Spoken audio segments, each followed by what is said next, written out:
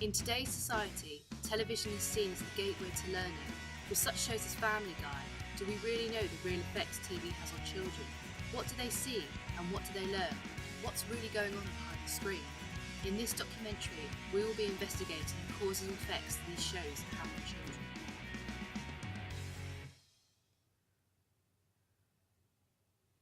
From watching TV with friends to family, do we know if it's really acceptable in modern day and if children should actually be watching it?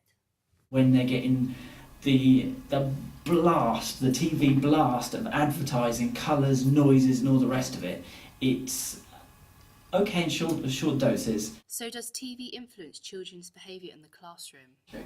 Occasionally, it's not a problem in my classroom, but occasionally. But what happened when TV first emerged? When television came in, people tended to, in a way, congregate together in people's houses who'd got television sets, because not many people had. And it became a bit of an honour, if you like, to be invited in for the evening to watch somebody's television set. They couldn't afford to go to Wimbledon, and the cricket, people loved the cricket in those days. And those people could never afford to go, and neither could they see a coronation, because it just wasn't done in those days. In fact, until she'd done that, the Queen and in the Abbey had never been in there to that sort of thing. So for that, the public loved it. With children watching an average of 19 hours and 40 minutes of television per week, could it really damage their future lives, or are programmes educating our children? If so, what shows do children watch? SpongeBob and The Simpsons.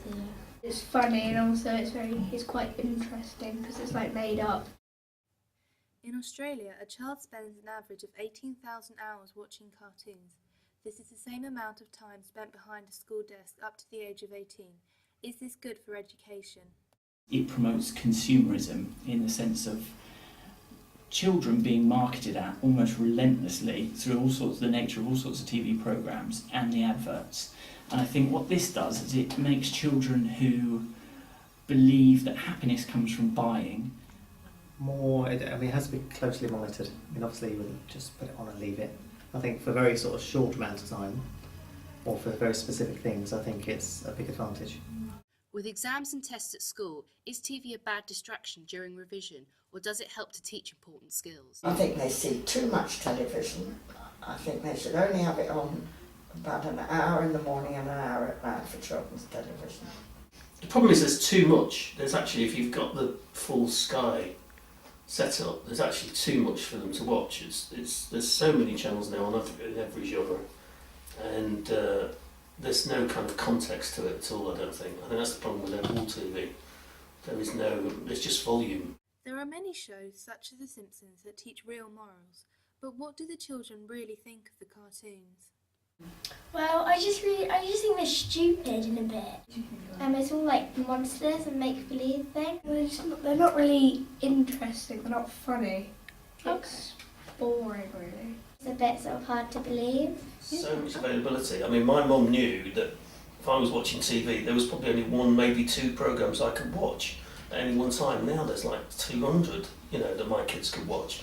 And without actually sitting in the room with them the whole time, which is not easy to do, it's very difficult to filter it, I think. The on-off switch is really the only filter, which is not necessarily the ideal solution.